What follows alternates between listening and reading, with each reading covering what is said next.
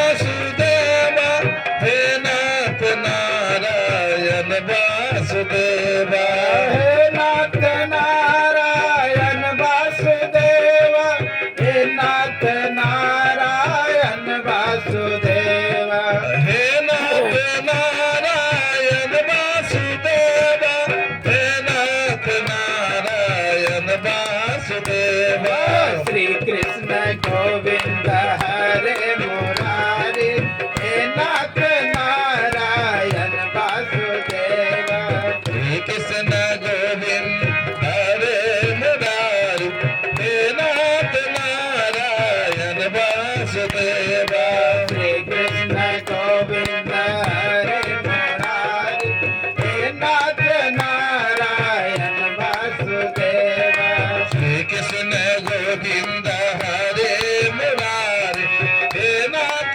नारायण वासुदेवा हे नाथ नारायण वासुदेवा हे नाथ नारायण वासुदेवा हे नाथ नारायण वासुदेवा हे नाथ नारायण वासुदेवा श्री कृष्ण गोविंद हरे मुरारी हे नाथ नारायण वासुदेवा श्री कृष्ण गोविंद हरे मुरारी हे नाथ नारायण वासुदेवा भगवान की जय भागवत महापुराण की जय कृष्ण कन्हैया लाल की जय। तो वेद व्यास आगे कुल्ला आचमन किए। साम्य प्रास नाम का जगह जो बद्री नारायण के आसपास है, वहाँ पर आराम से बैठ गए और भागवत महापुराण की रचना करने लगे। सभी पुराणों में पुराण लगा हुआ है, लेकिन भागवत पुराण में महापुराण लगा हुआ है, इसलिए कि सभी ग्रंथों का सार है। और तो जब इस ग्रंथ की रचना करके भगवान को दिखाने गए वेद व्यास, कहा इसका नाम क्या है? कहा भागवताम, भागवत कहा भगवान के मुख से जो निकला है। तो लक्ष्मी माता कहती है कि मेरा नाम इसमें नहीं आया। तो कहते हैं भगवत्याम, भागवत जो भगवती के मुख से निकला हुआ। कहने साफ नाम नहीं आ रहा है, इसलिए मेरा साफ नाम आना चाहिए। तो श्री जोड़े, श्रीमद् भागवत महापुराण। श्री मतलब लक्ष्मी। तो भागवत महापुराण रचना करने लगे। प्रारंभ कहाँ से करते हैं? जब दुर्योधन का भीम के गदा से जांघा टूट चुका था,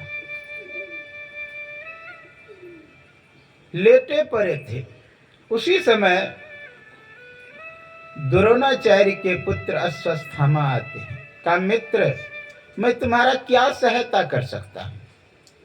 कहा अभी युद्ध समाप्त नहीं हुआ है, मैं तुम्हें युद्ध का अध्यक्षता सौंपता हूं, मैं तुम्हें महारथी बनाता। उसे टीका करके कहा कि जाओ युद्ध करो। उसने सोचा मैं अकेला क्या कर सकता हूं। एक वृक्ष के नजदीक खड़े होकर के विचार कर रहे थे उसी रात्रि में। उसी समय एक उल्लू पक्षी के घोंसला पर आक्रमण करता है और सभी पक्षी के अंडे को तोड़ देता है, बच्चे को मार देता है। उसी से प्रेरणा मिलती है कि अभी ही आक्रमण करने में ठीक है।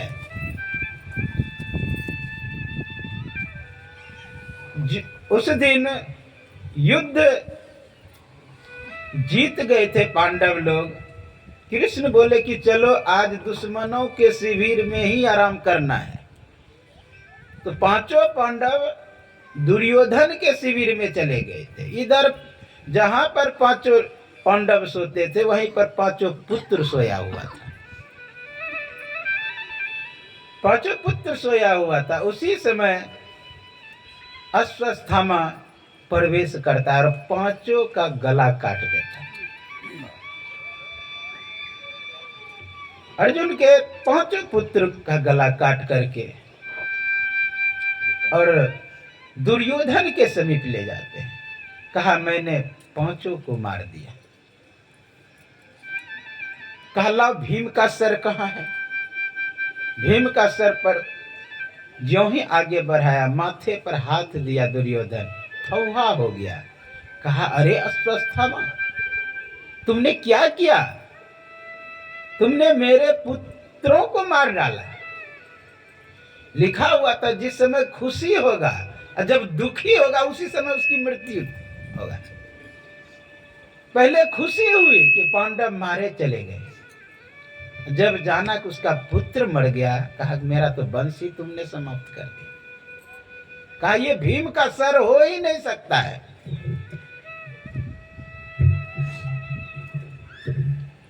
यह भीम का सर नहीं हो सकता। तुमने क्या किया? अंदर से ग्लानि हुई और उसी समय उसकी मृत्यु हो गई। इधर सुबह हुआ, जब द्रौपदी आती है तो देखती है कि मेरे पुत्र मारे गए हैं। रोने लगे, व्यथित दुखी हो गए, परेशान। पांडव आए, क्रोध से कहा मैं तुम्हारा आंसू तभी पोंछूंगा जब उसका सर ला करके तुम्हारे चरणों में। रथ हाँक रहे हैं भगवान कृष्ण। अर्जुन कह रहे चलिए अश्वत्थामा की ओर। अश्वत्थामा डर के मारे भाग रहे हैं। भागते भागते देखा कि मैं अब नहीं भाग पाऊंगा, तो अंतिम में ब्रह्मास्त्र का उपयोग करते हैं अश्वत्थामा। ब्रह्मास्त्र का उपयोग किया। देखा कि प्रलय ऐसा दृश्य हो रहा है। कहा हे केशव यह क्या हो रहा है? कहा ब्रह्मास्त्र से, ब्रह्मास्त्र ही चलाओगे तभी काट होगा। जैसे कांटे से कांटा निकाला जाता है, उसी तरह ब्रह्मास्त्र का जो काट है ब्रह्मास्त्र ही है। इसलिए तुम ब्रह्मास्त्र चला। अर्जुन ने भी ब्रह्मास्त्र निकाला और चला दिया। जानते हैं दोनों चलने के बाद लगा पूरा प्रलय हो जाएगा। उसी समय वेद व्यास आते हैं और दोनों ब्रह्मास्त्र को रोक देते हैं और कहते हैं कि ब्रह्मास्त्र को लौटाओ। अर्जुन ने अपना ब्रह्मास्त्र लौटा लिया, लेकिन अश्वत्थामा को ब्रह्मास्त्र लौटाना ही नहीं आता है।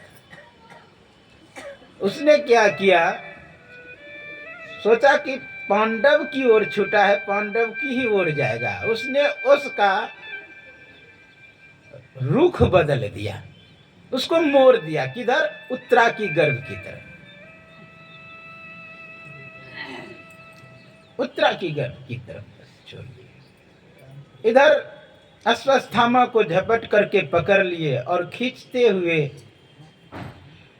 लाते हैं द्रौपदी के पास और कहता है बताओ इसको क्या किया जाए। मां हृदय था, पिघल गए। कहा कि जिस तरह मैं अपने पुत्र के लिए दुखी हूं, अंदर से व्यथित हूं, इसकी भी मां दुखी होगी, परेशान होगी। कृपाचार्य की पत्नी का नाम कृपी। कृपी दुखी होगी, इसलिए आप क्यों मारिएगा इसे? छोड़ दीजिए। भगवान कृष्ण की ओर देखते हैं, हे भगवान क्या किया जाए? वो बहुत सुंदर बात कहते हैं, वो भी छुपी रूप में। क्या करना चाहिए अर्जुन को? भगवान कृष्ण कहते हैं ब्राह्मण बंधुर न हंतव्यो आततायो बधाहीना। कहा ब्राह्मण की हत्या नहीं किया जाता है, उसमें भी गुरु पुत्र है। लेकिन आतताई बदन, आतताई को छोड़ना भी नहीं चाहिए। हे अर्जुन, यह आतताई है, ये सोए हुए बच्चे की हत्या किया है। अब दोनों बात होना चाहिए। अर्जुन समझ गए कि जो विप्र होते हैं, विद्वान होते हैं, प्रतिष्ठित व्यक्ति हैं, उसको समाज से अपमानित करके अगर निकाल देते हैं तो वह भी हत्या ही होता है। चमकता हुआ मणि था अश्वत्थामा को, उसको छीन लिए और धक्का दे करके पीप बहता हुआ उसको भगा दिया। उस समय गिड़गिड़ाए अश्वत्थामा कि हे प्रभु, मेरा उद्धार कैसे होगा। कहा, जाओ, कलयुग में कोई महान संत होंगे, वही तुम्हारा उद्धार करेंगे। वैसे कोई संत का ऐसा चरित्र नहीं आता है, लेकिन सुनाते हैं बड़े महात्मा गुरु महाराज के विषय में कि एक बार की बात है, गुरु महाराज सत्संग कर रहे थे निवास में, स्तुति हो गया था। उसी समय गुरु महाराज बोल उठे, अश्वत्थामा मुक्तो भव। ज्यों ही बोले अश्वत्थामा मुक्तो भव, माइक आगे दे दिए। फिर बोले अश्वत्थामा मुक्तो भव, अश्वत्थामा मुक्तो भव, 3 बार बोले। कहने का भाव, अश्वत्थामा वैसे तो कहते हैं चिरंजीवी है।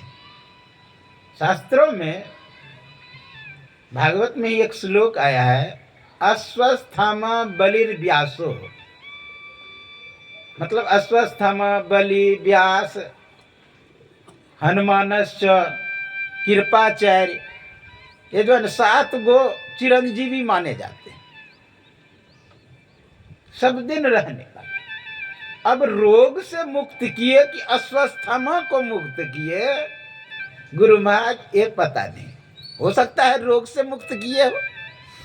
यदि अश्वत्थामा चिरंजीवी है तो अश्वत्थामा रोग के मुक्ति किया हो, क्योंकि वो परेशान थे, बस चलते रहता था।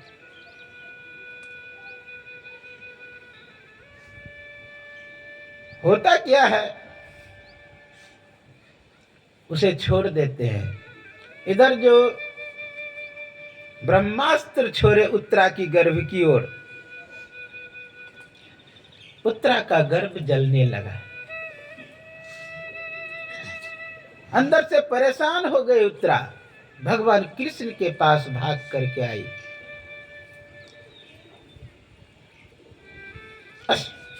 भगवान कृष्ण के पास, पाहि पाहि महायोनो देव देव जगत पिता, पाहि पाहि, हे प्रभु बचाइए बचाइए, अगर मुझे नहीं बचा सकते मेरी गर्भ की रक्षा करिए।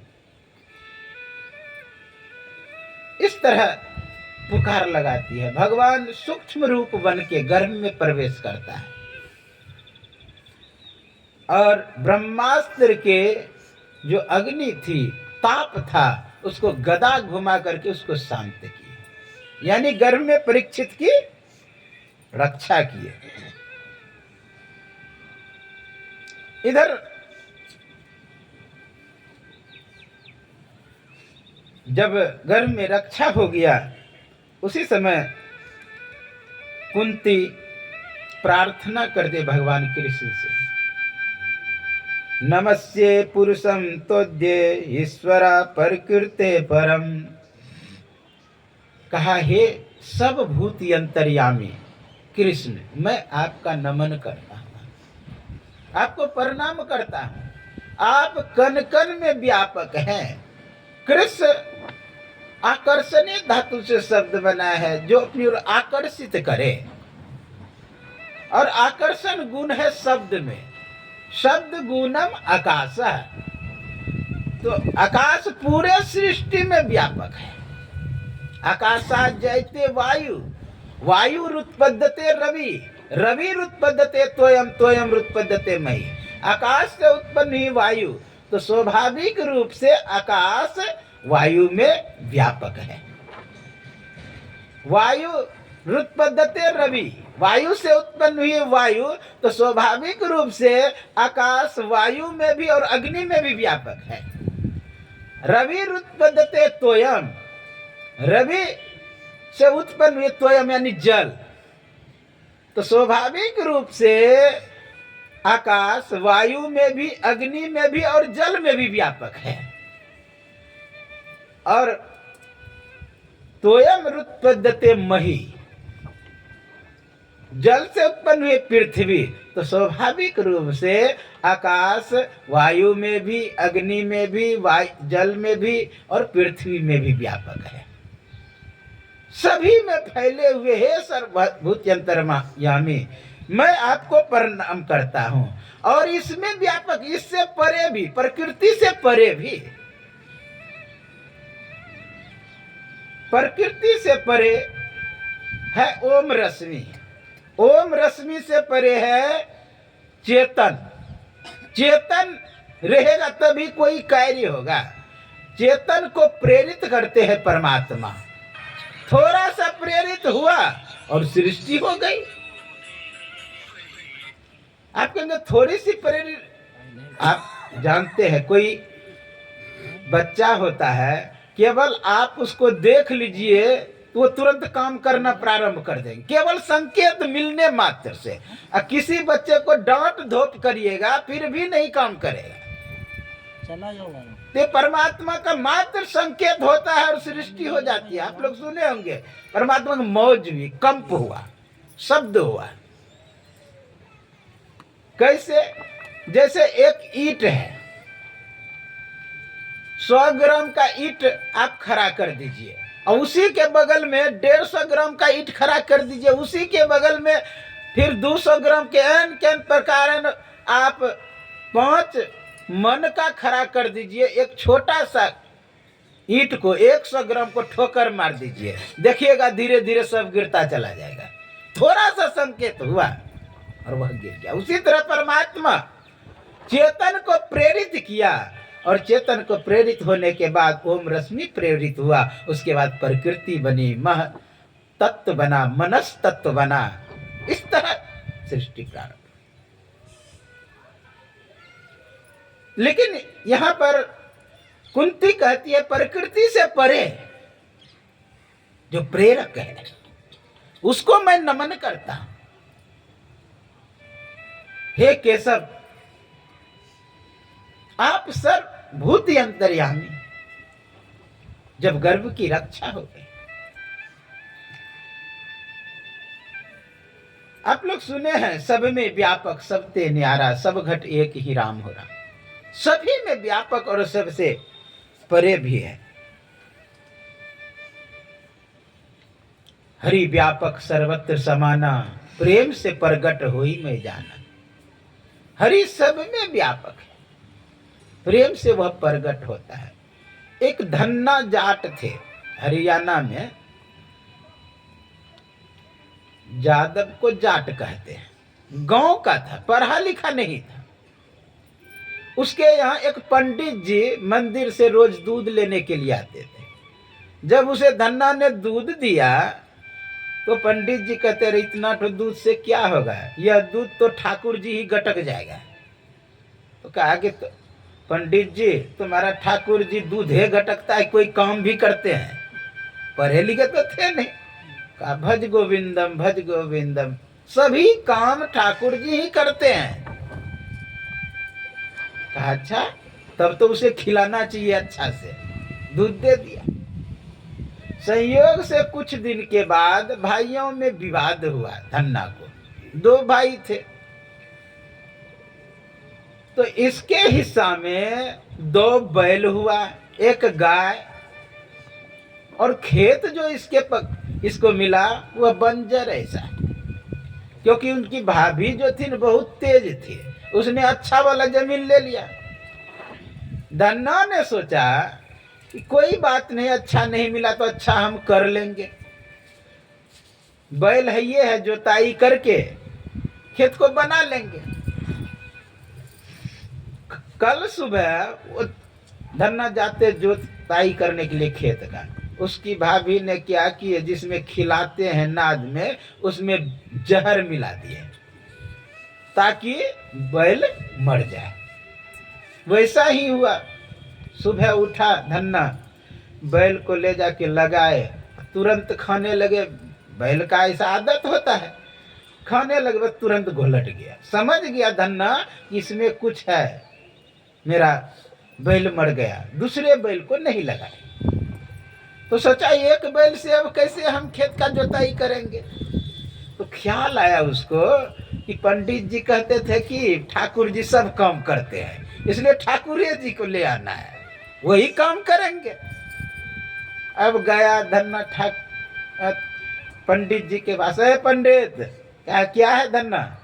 कहा तुमने कहा था क्या ठाकुर जी काम सब करते हैं, इसलिए मुझे खेत पे काम है, मुझे दे दो, ठाकुर जी को ले जाऊंगा। कहा वैसे नहीं देंगे ठाकुर जी को। कहा तब कैसे? कहा तुम अपना गाय दे दो तब हम देंगे। कहा ठीक है, गाय का मुझे काम भी नहीं है, हाँ गाय आप रख लीजिए। गाय को लेके आया, पंडित जी को गाय दे दिए। अब पंडित जी क्या किए, एक नकली ठाकुर जी बना लिए रंगा करके, धन्ना को दे दिए। कहा काम करेगा ना? कहा हाँ काम करेगा। गया, सोचा कि बढ़िया से खिला देते हैं, मजबूत रहेगा तब ना काम करेगा। अपनी पत्नी से कहा देखो 2 रोटी बनाना, साग भी अधिक बनाना। कहा 2 रोटी क्यों? कहा कि ठाकुर जी भोजन करेंगे तब ना काम करने जाएंगे। अब 2 रोटी बनाया, ठाकुर जी के पास जाके रख दिए, खा लो खा लो। अब पूरा रट रहे, वो खा ही नहीं रहे। कहा मैं भी धन्ना जाट हूं, जब तक तुम नहीं खाओगे मैं भी नहीं खाऊंगा, जब तक तुम नहीं खाओगे मैं नहीं खाऊंगा। अब तो हट कर लिए, किवाड़ अंदर से लगा लिया था। फिर सोचा कि लगता है कि शर्म लगता है खाने, फिर पर्दा लगा दिए। हाँ ऐसे हटा के पर्दा, देखता है खा रहा है कि नहीं खा रहा है।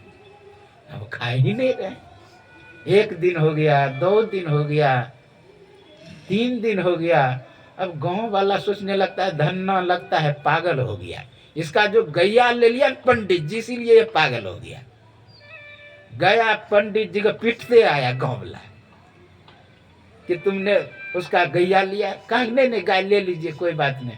गाय लेके आए, धन्ना खोलो, गाय ले लो तुम अपना, पंडित जी कह रहे, लेकिन फिर भी खोली नहीं। जब 4 दिन हो गया तो उससे हाथ निकलता है ठाकुर जी के अंदर से, और रोटी लेकर के अंदर जोनल, बस हाथे बांध दिया। कहा कि तुम ही केवल खाओगे, हम भी खाएंगे। बस खींच करके बाहर निकाले। किसको? ठाकुर जी को। प्रेम से प्रगट वही मैं जाना। ले जाके खूब खेत जोतवाया, भगवान से खूब काम करवाया। कहने का भाव हरि व्यापक सर्वत्र समान। प्रेम से प्रगट वही मैं जाना। प्रेम से प्रगट होते हैं सभी जगह है। आप लोग जानते हैं प्रहलाद से पूछा गया उनके पिताजी द्वारा कि तुम्हारा भगवान कहाँ है? कहा खर खम सभी में है। कहा इस खंभे में भी है? कहा इस खंभे में भी है। मारा खंभे को तोड़ा, निकला नरसिंह भगवान। प्रेम से प्रगट। हम लोग भगवान से प्रेम तो करें, प्रेम उतना नहीं कर पाते हैं, इसलिए भगवान की उपलब्धि नहीं होती है। भगवान तो आपके पीछे पीछे जाएंगे। कौन कहते हैं घनश्याम खाते नहीं, भिलनी हृदय से उसे खिलाते नहीं। कौन कहते हैं घनश्याम नाचते नहीं, गोपी हृदय से उसे नचाते नहीं। वह हृदय कहाँ है? वैसा हृदय अगर बना लेंगे तो अवश्य ही भगवान करेंगे, क्योंकि भगवान का एक परण है, अहम भक्त पराधीन हो। मैं तो भक्तों के पराधीन हूं, मैं हूं संतन के दास, संत मेरे मुकुट मणि। मुकुट का मणि हूं है मेरा संत। संतों को इतना भगवान आदर किए हैं, इतना सम्मान किए हैं। आगे कथा आएगा, जय विजय गया है तो देखिए कितना सम्मान किए। इसलिए कि परमात्मा सब में व्यापक है और उसी को प्रणाम कर रही है कुंती माता। प्रणाम। करके जब जाने लगे भगवान कृष्ण, क्योंकि युद्ध समाप्त हो गया, अब द्वारिका जाते भगवान, उससे पहले सोचा कि मैं भीष्म पितामह से मिल लूं। भीष्म पितामह के पास गए, वो शरीर छोड़ने वाले थे, उत्तरायण होने वाला था। वहां पर गए तो भीष्म पितामह कहते हैं, हे केशव, आप आगे खड़े रहें ताकि मैं अपना शरीर छोड़ सकूं। इतना तो करना स्वामी, जब प्राण तन से निकले, गोविंद नाम लेकर फिर प्राण तन से निकले। हे प्रभु, इतना ही करना, जब मेरा प्राण निकलने लगे तो गोविंद का नाम आ जाए। आप लोग जानते हैं, जब गिद्धराज जटायु रावण से युद्ध करते करते गिर गए, पंख कट गया, उस समय हा राम करते हुए नीचे गिर गए, आंख बंद करके हा राम कर रहे। भगवान आ गए, भगवान उसे गोद में उठा लिए, कहते हैं कि कोई भी हो यहां से चले जा, मुझे राम राम रटने दो। भगवान कहते वही राम मैं हूं, गदगद गिरा नयन बह नीरा। भगवान कहते हैं कि आप शरीर को रखो, राम कहा तनु राखो ताता, इस शरीर को रखो। कहा हे भगवान, क्या किसी का अंग भंग हो, क्या रहने में कष्ट नहीं होगा?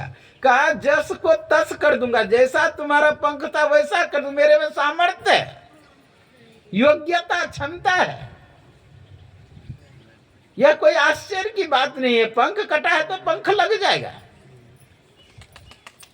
आप लोग जानते हैं कि हमारे देश में बहुत पूर्व से सर्जरी चल रहा है। भगवान शंकर एक बार अपने ससुर का गला काट दिए, ससुर का गला काट दिए तो यज्ञ अब अधूरा था, उसको पूरा करने के लिए फिर उसमें क्या किया, बकरा का मुंडा सर्जरी कर दिया।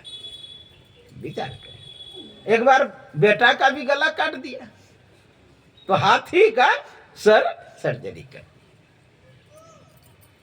हमारे देश में सर्जन का कमी नहीं रहा है। अंग्रेजों के समय में एक कर्नल कूट नाम का अंग्रेज था, और वो दक्षिण भारत में विशेष हमला करते थे, लड़ने के लिए राजा से जाते थे अंग्रेजों के आदेश से। एक उधर का राजा था हैदरली, उसी से युद्ध होता था, वो बार बार हरा देते थे कर्नल कूट को।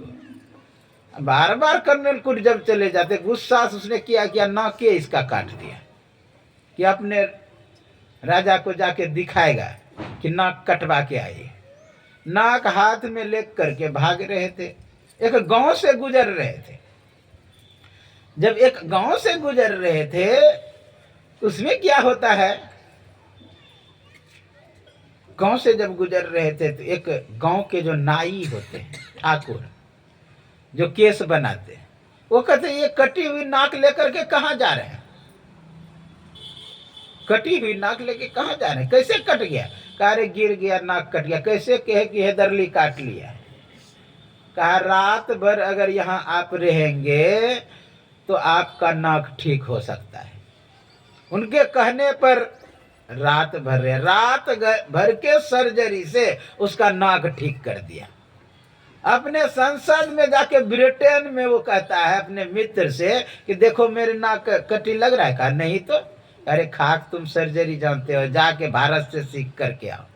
ये गांव के गरीब लोगों ने मेरा नाक ठीक कर दिया है। कहने का भाव, भगवान में सामर्थ्य होता है, वो कर सकते हैं। इसीलिए कह रहा है कि राम कहा तनु राखो ताता, शरीर को रखो। उधर से बहुत सुंदर कहते हैं, जन्म जन्म मुनि जतन करहि, अंतराम आवत नहीं। जन्म जन्म तक प्रयत्न करते हैं, पुरुषार्थ करते हैं, तपस्या करते हैं, उल्टा लटकते हैं, पानी में घुस करके तप करते हैं, पंच अग्नि तपते हैं, उल्टा लटक करके तप करते हैं, फिर भी राम जल्दी नहीं आता है। मैं किस अभिलाषा की पूर्ति के लिए मैं शरीर को रखूं? बहुत तप किया ध्रुव ने, तो आपने ध्रुव लोक दिया। बहुत जप किया आपका प्रहलाद ने, तो आपने दर्शन किया दिया। 5 वर्ष का बालक, बहुत घोर तप किया। मेरा तो अहोभाग्य है कि मैं आपका गोद प्राप्त किया हूं। किसी में यह योग्यता नहीं, मैं तो गोद प्राप्त किया।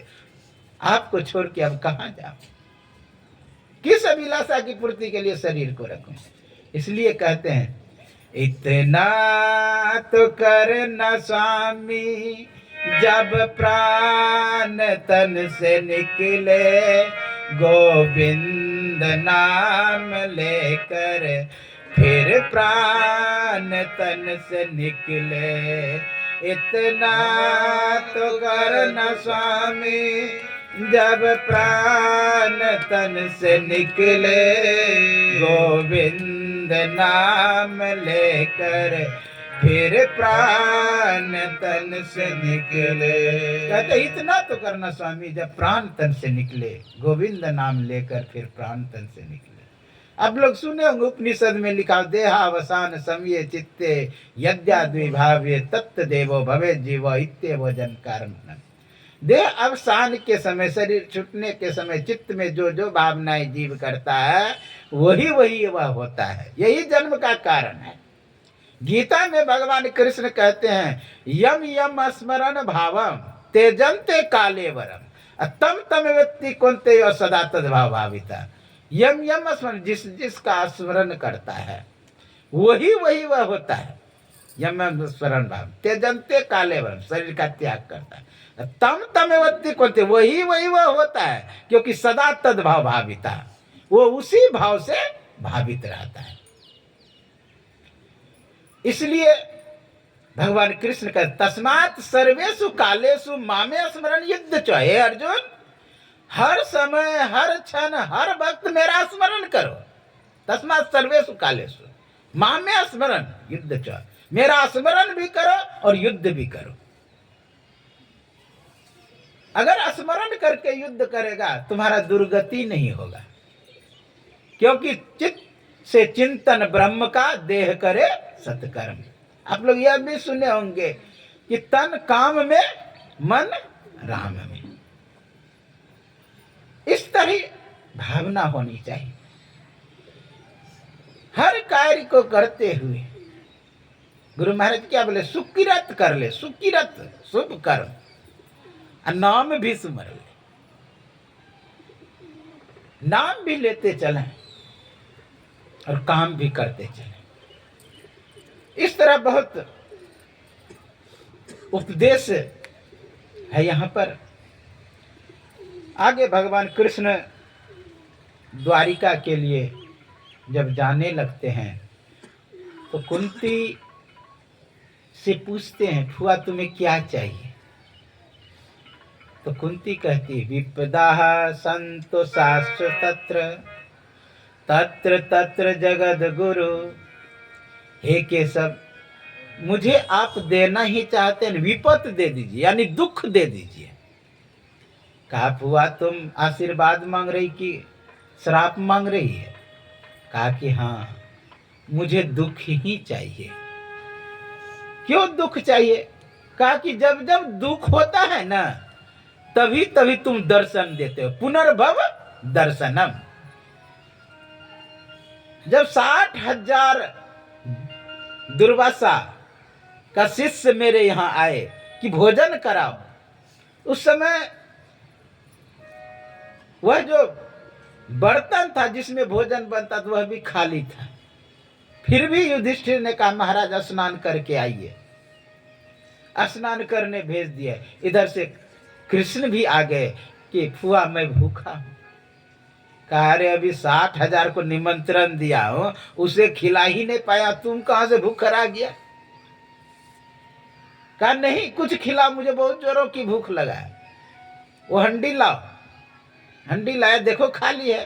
देखा एक साग लगा हुआ है, उसको निकाल के खाए ना। 60,000 जो दुर्वासा का शिष्य था, सभी का पेट भर गया। जब दुख पड़ता है तभी तुम दर्शन देते हो, इसलिए दुख चाहिए।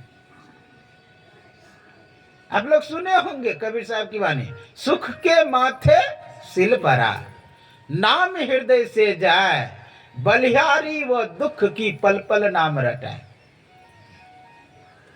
कहते सुख के माथे पत्थर पड़ जाए, सुख के माथे सिल भरा, नाम हृदय से नाम चला जाता। वृंदावन की सच्ची घटना है। एक माता, कथा वैसे भागवत में भी, एक माता एक साधु बाबा के पास जाता है और कहता है कि बाबा ये पहाड़ पर्वत रेगिस्तान वादियां आकाश चांद तारे किसने बनाए? कह रे पगली अभी अभी वृंदावन में खेल रहा है, जाओ दर्शन कर लेना। फल बेचती थी। वो फल बेचती हुई नंद बाबा के दरवाजे पर जाते, पुकार लगाते, फल ले लो फल ले लो। कन्हैया उधर से हाथ में अनाज लेकर के सोचते कि अनाज दे देंगे और फल ले लेंगे। अनाज लेकर के जा रहे, बच्चे का हाथ है इधर से गिर रहा है, गिरते गिरते 5-10 ही दाने बचे और मैया के टोकली में जाके दे देते, मैया लो और मुझे फल दो। इतना सुंदर बालक देख करके गोद में बैठा लिया। फिर लोक भय से बच्चे को छोड़ दिए और फल दे करके भेज दिए। मैया टोकली उठा करके अपने घर गए। जब टोकली को उघाड़ती है तो उसमें हीरा जवाहरात भरा हुआ। अब मकान दुकान गाड़ी बंगला सब बना लिए, अब सुख से रहने लगे। अब क्यों ख्याल आएगा कि ये आकाश पाताल किसने बनाए, पहाड़ पर्वत किसने बनाए, रेगिस्तान वादियां चांद तारे किसने बनाए? ये अब ख्याल ही भूल गया। एक दिन संयोग से ऐसा कुछ घटना घटित हुआ, उसका सब पुनः समाप्त हो गया। फिर सोचती है कि किसके कारण मैं इतना बड़ा आदमी बना था। उस टोकली में हीरे जवाहरात था, उसी के कारण जब गया उगारने फिर देखता भरी हुई है। समझ गया कि बच्चे जब रोते हैं ना, बच्चे को कुछ खिलौना दे देते हैं खेलने के लिए ताकि मेरा नाम भूल जाए, माँ को भूल जाए। उसी तरह हमको लगता है भगवान ने ये खिलौना दे दिया था, इसलिए इस खिलौना को अब हम नहीं स्वीकार कर लिया। माथे पर टोकली हीरे जवाहरात का। गए नंद बाबा के दरवाजे पर पटक दिए, कहा नंद बाबा मुझे यह हीरे जवाहरात नहीं चाहिए, चाहिए तो वही कलवा।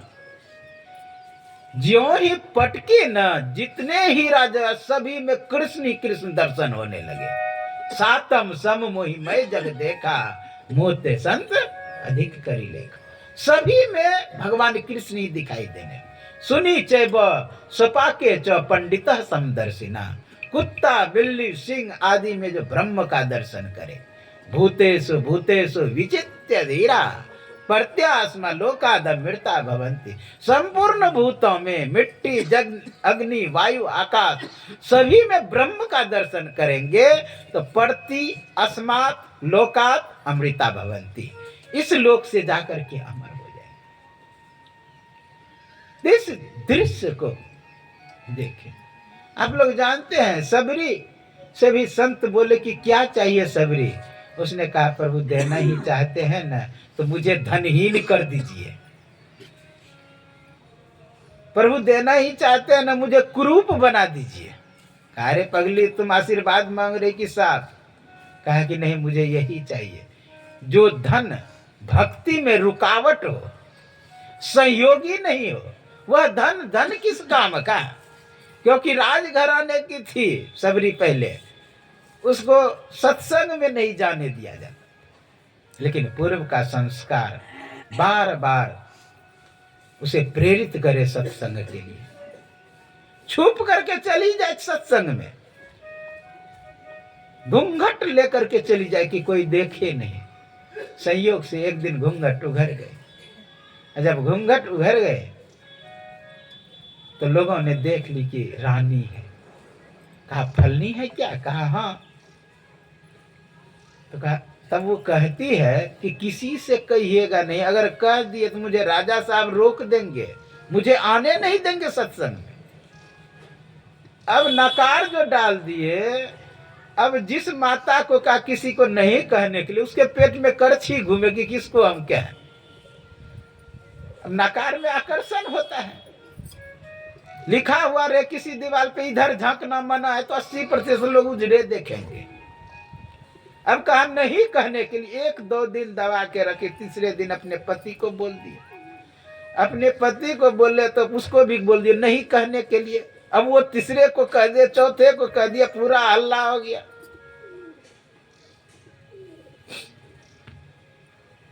नकार में आकर्षण, जितना कहेंगे नहीं करने उतना विशेष होगा।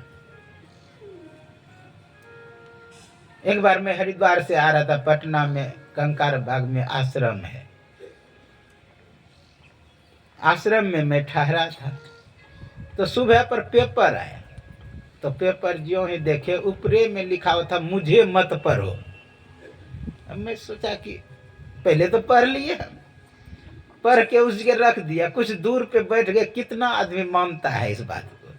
जो जो आवे ना पेपर के पास, पहले वही पढ़े मुझे मत पढ़ो, जबकि छोटा अक्षर में था, बराबर अक्षर में दूसरा चीज था। लेकिन कोई नहीं, पहले वही पढ़े मुझे मत पढ़ो। उसमें कुछ नहीं था, केवल नकार डाला हुआ था, मुझे मत पढ़ो, अभी भी रुक जाओ। हाँ, इस तरह का केवल शब्द। तो नकार में आकर्षण होता है। विशेष और आकर्षण बड़ा राजा को कह दिया। राजा का खबरदार, तुम जा नहीं सकती है सत्संग में। कहा मैं सत्संग के बिना नहीं रह सकती, सत्संग बिना जिया तरसे। तो कहते यहीं पर मंदिर बना देता, तुम यहीं पर पूजा पाठ करना, यहीं पर साधु संत आएंगे, उसका तुम सम्मान करना। संयोग से एक दिन पहुंचे हुए संत आ गए, और संत जब आए तो उसके सेवा से बहुत खुश हुए। संत ने कहा तुम्हें क्या चाहिए? कहा मुझे देना ही चाहते हैं, धनहीन कर दीजिए, देना ही चाहते कुरूप कर दीजिए, यह मांग की। उसी तरह यहाँ कह रहे विपदा संतोष, विपद चाहिए है कि सब मुझे विपद चाहिए।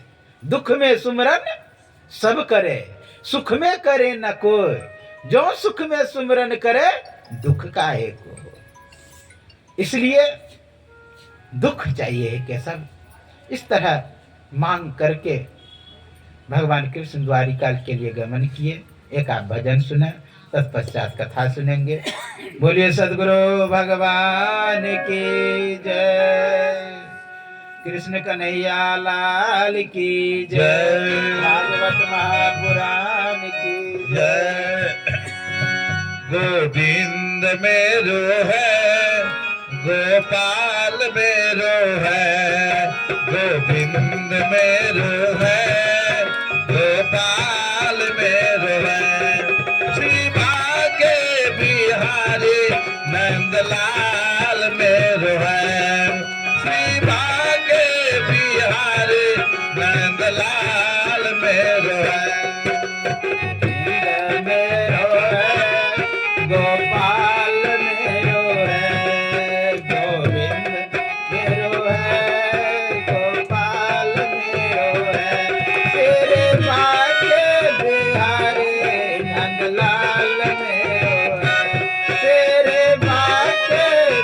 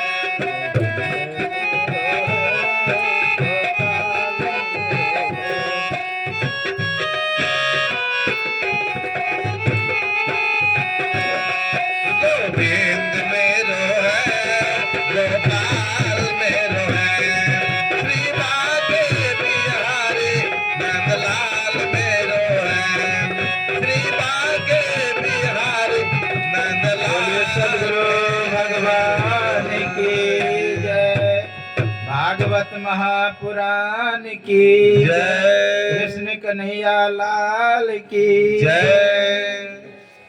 आगे जब द्वारिका पहुँचे भगवान कृष्ण तो उसका राजोचित स्वागत हुआ, सम्मान हुआ।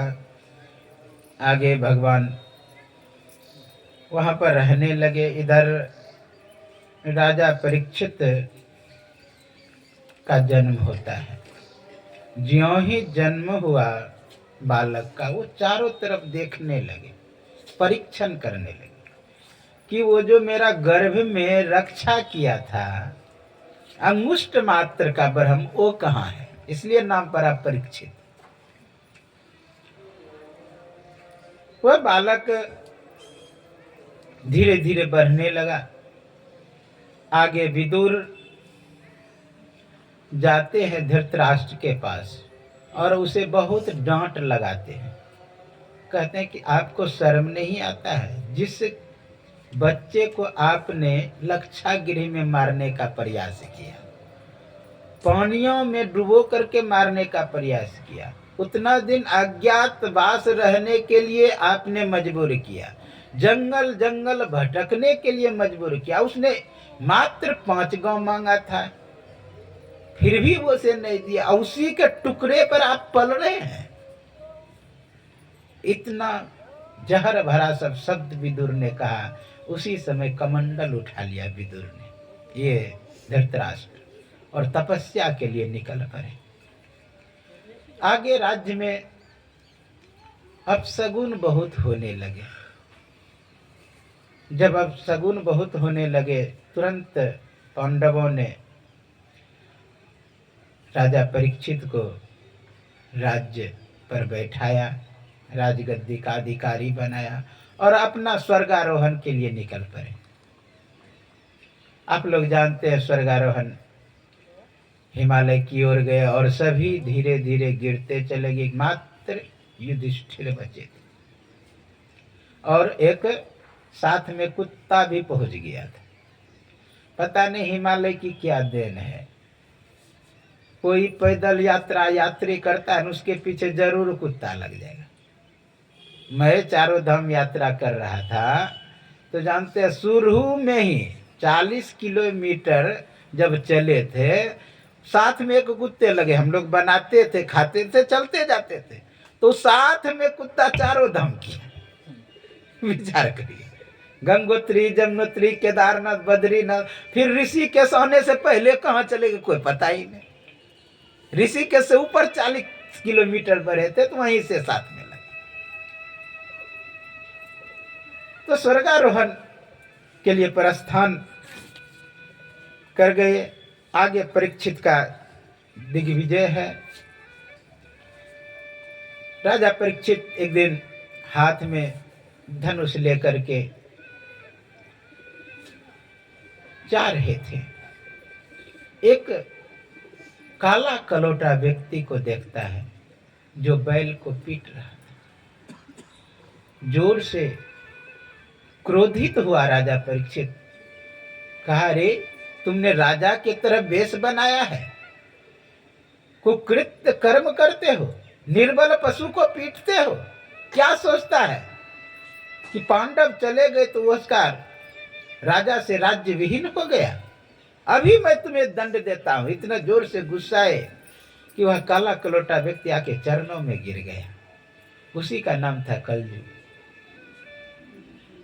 चरणों में गिर गया। महाराज, शरणागत का रक्षा करना आपका धर्म है। बहुत अनुनय विनय किए, राजा माफ कर दी। अब क्या कहते हैं कि मुझे रहने का जगह दीजिए। मैं तो सुना हूं कि पांडव जो थे बहुत दानी थे, दूसरों के उपकार करते थे, और आप ऐसा कह रहे हैं। फिर दया आ गई और रहने का जगह बता दिया। रहने का जगह दिया। द्यूतम पानम स्त्रिया सोना चतुर्विधा। 4 जगह स्थानीय कलियो ददा। 4 जगह कलयुग को स्थान दिया रहने का।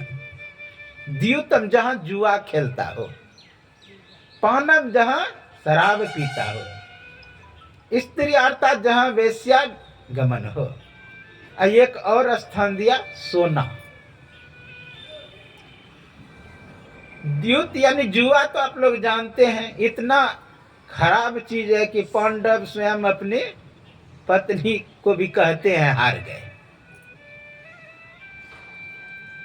ये जो पीते हैं शराब, शराब हम लोगों के वातावरण अलाउ नहीं करता है।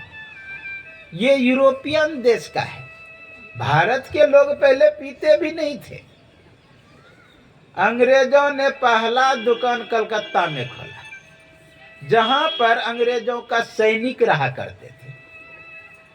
वहीं पे पहला दुकान खोला। कोई भारत के लोग पीते नहीं थे शराब।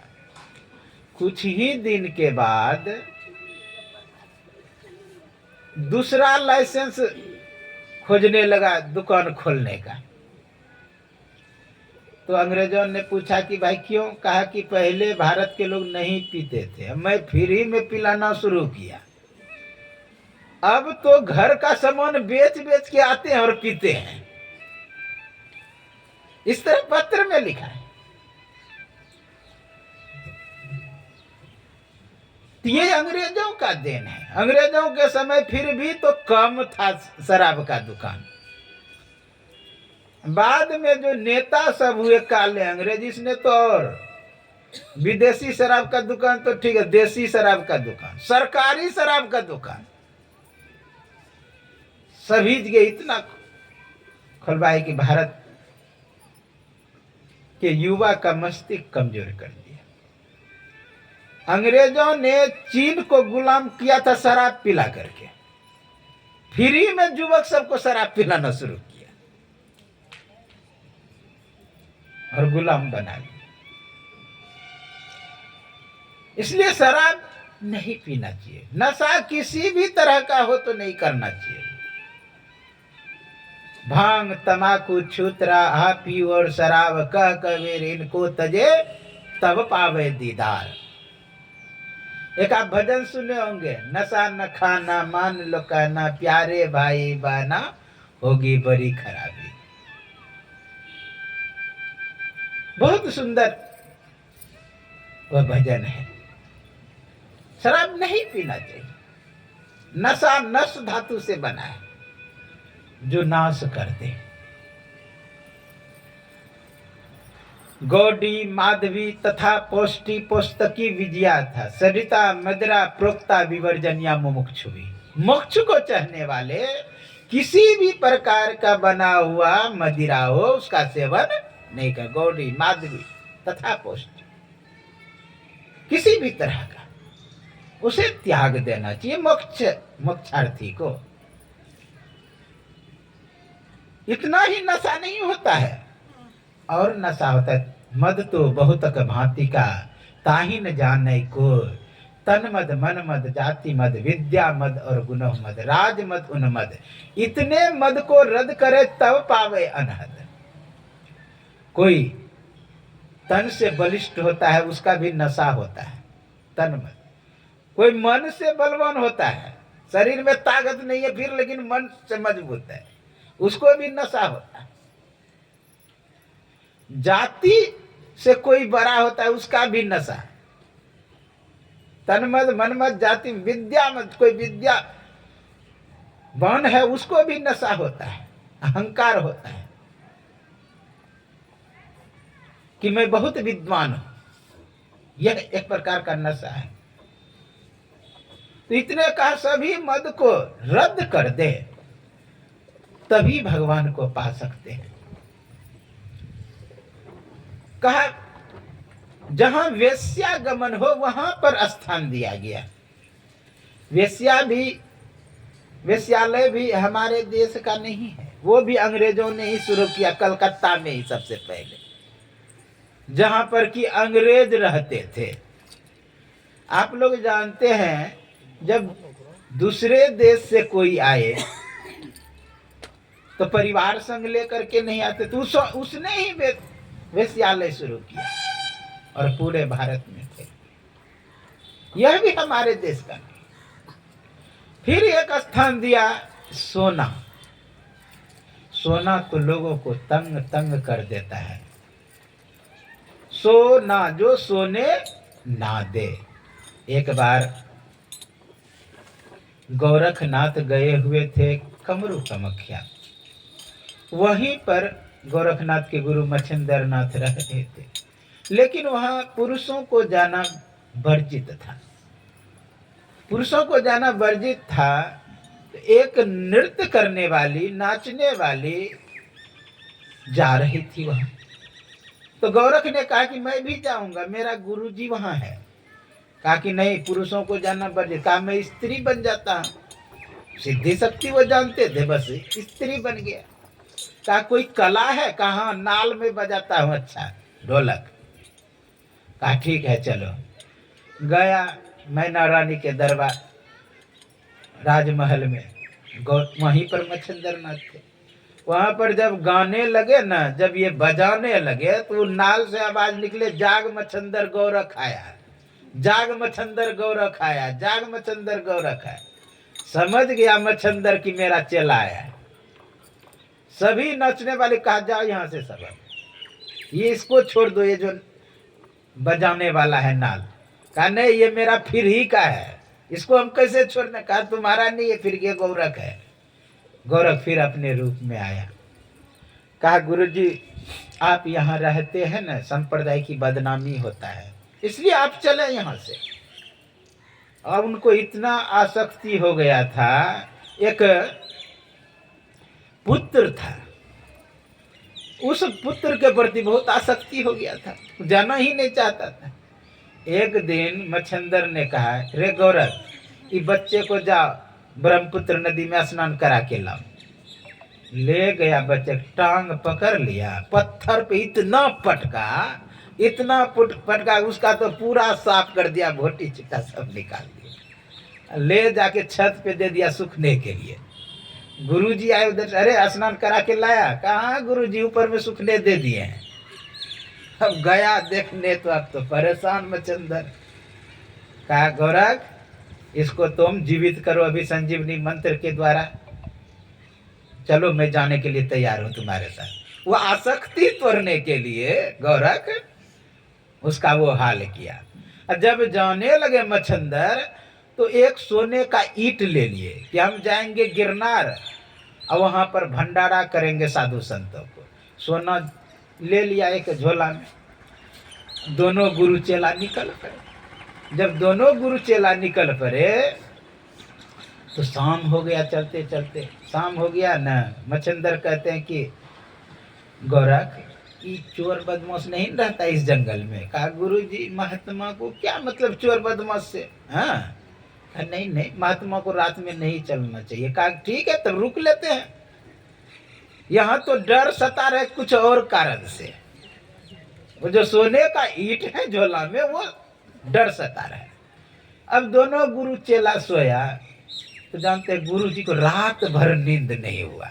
कभी इधर से झोला पकड़े तो कभी इधर से झोला पकड़े, कभी पेट तर में झोला ले। बात क्या है, गुरु जी ऐसे क्यों कर रहे हैं? अब होता क्या है, भोर हो गया, 3 बज गया। गोरख ने कहा गुरु जी अब चलिए, भोर होने वाला था। चोर बदमाश रहता है, मत जाओ। समझ गया कि पक्का कुछ है इसमें। तो कहा गुरु जी आप आइए फ्रेश होकर के, उसके बाद चलेंगे। गया फ्रेश होने के लिए। इधर क्या किया गोरख, हाथ दिया झोले में, देखा कि ईंट सोने का है, बस उसको फेंक दिया। नकली ईंट उसमें रख दिया। आया उधर से गुरुजी, फिर ये गए फ्रेश होने की। फ्रेश होके आया, कहा कि गुरुजी अब चलिए, 4 बज गया।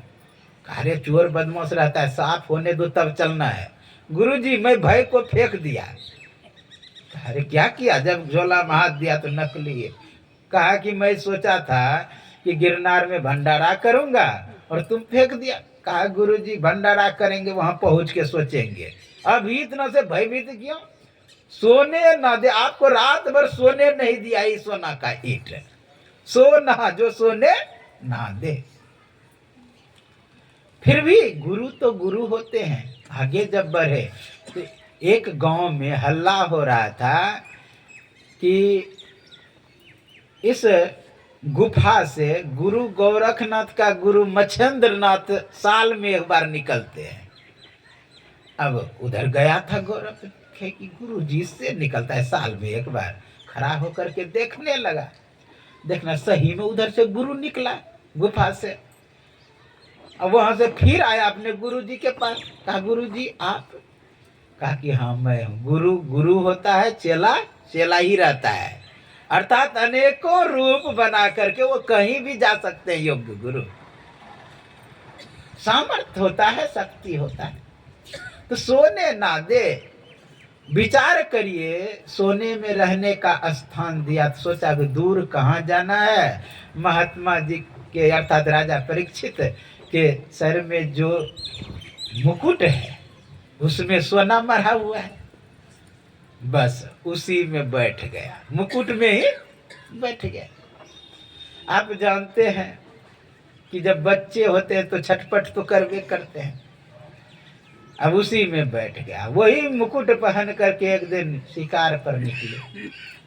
जब शिकार पे निकले वो हाल हुआ राजा परीक्षित का, कभी शुभ कर्म नहीं हुआ उस दिन।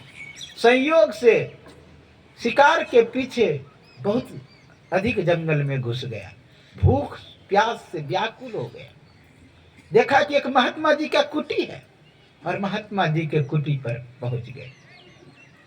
महात्मा जी के कुटी पर जब पहुंचे सोचा कि स्वागत करेगा, सम्मान करेगा। महात्मा जी ध्यान में बैठे हुए थे आंख बंद करके। राजा परीक्षित ने सोचा, हालांकि था साधु सेवी, था सत्संगी, लेकिन वो माथे पर सवार था कल जो, उसने बुद्धि को बिगाड़ दिया। इसके मन में होता है कि महात्मा जी इसलिए आंख बंद करके बैठ गया कि राजा को सम्मान नहीं करना पड़े, सेवा नहीं करना पड़े, इसलिए झूठ मूठिया आंख बंद करके बैठ गया। खैर बैठा है तो अभी परीक्षा हो जाएगा। मरा हुआ बगल में सर्प था, उसको तीर के नोक से उठाया और महात्मा जी के गले में डाल दिया। जब डाल दिया, कुछ ही दूर पे कुछ बालक खेल रहे थे, उसने यह कुकृत्य को देख लिया। वो भागे भागे गए कोसी नदी में। समीप मुनि का बेटा श्रृंग ऋषि वो स्नान कर रहे थे। उसे जाकर के बालक ने कहता है कि तुम्हारे पिता के गले में सर्प डाल दिया। राजा परीक्षित ने तुरंत हाथ में जल लिया, कहा इति लंघित मर्यादम तक्षके सप्तमी यानी, ऐ मर्यादा के उल्लंघन करने वाला राजा, जिसका सर संतों के चरणों में झुकना था, संतों को आदर करना था, सम्मान करना था, उसने ऐसा अशिष्टता किया है, मरा हुआ सर्प गले में डाला है। मैं साफ देता हूं कि वही तक्षक जीवित होकर के 7वें दिन डसेगा। 7 दिन। राजा अपने महल में गया। नित्य दिन वो डायरी लिखते थे क्या क्या शुभ कर्म किए। ज्यों ही मुकुट उतार करके डायरी लिखना प्रारंभ किया, उस दिन खराब काम सोच करके अच्छा हुआ ही। जब ही लिखने लगे कि मैंने समीप मुनि के गले में सर्प डाल दिया हूँ, कहा कि ये तो बहुत बड़ा अन्याय हो गया, मुझे साप दे देंगे, और साप दे भी देना चाहिए। उसी समय बालक आया अपने पिता के पास, रोने लगे। रोना सुन करके उसके पिताजी का ध्यान भंग हुआ। कहा पुत्र क्या हुआ? कहा पिताजी आपके गले में राजा परीक्षित सर्प डाल दिया मरा हुआ। कहा अरे किसी कारण से डाल दिया होगा। कहा पिताजी मैं साप दे दिया हूं उसको कि 7वें दिन तक्षक डसेगा। कहा अरे क्यों साप दिया, वो तो साधु से भी आदमी है, किसी कारण बस दे दिया होगा। फिर भी जब सांप लग गया तो एक ऋषि बालक को भेजा कि जाओ सचेत कर दो जाके राजा परीक्षित को कि 7वें दिन उसे डसेंगे सर। उसी समय ऋषि बालक गया राजमहल में और कहा हे राजन, आपको सांप लग चुका है, 7वें दिन वही तक्षक जीवित होकर के डसेंगे आपको।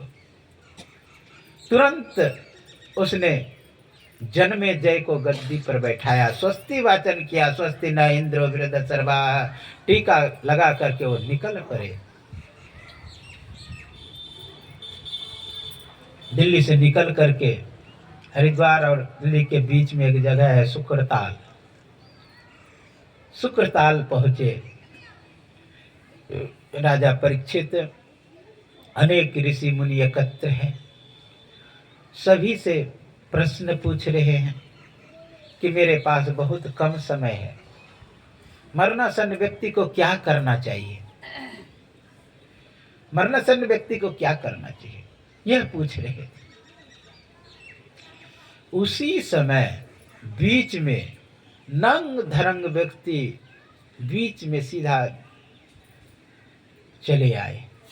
पीछे से बालक दौड़ते हुए आ रहे हैं, नंगा बाबा आ गए, नंगा बाबा आ गए। सुखदेव आचार्य आके सीधा आसन पे विराजमान। जानते ज्यों ही सुखदेव आए उनका दादा खड़ा हो गए, पराशर, व्यास, बड़े बड़े ऋषि मुनि खड़ा हो गए सुखदेव आचार्य को। और सुखदेव आचार्य बेहिचक जाके आसन पे बैठ गए। विचार करिए कितना ओजवान होंगे। सबने सम्मान किया। राजा परीक्षित चरणों में झुका, महाराज मेरे पास मात्र 7 दिन समय है, मरणासन्न व्यक्ति को क्या करना चाहिए।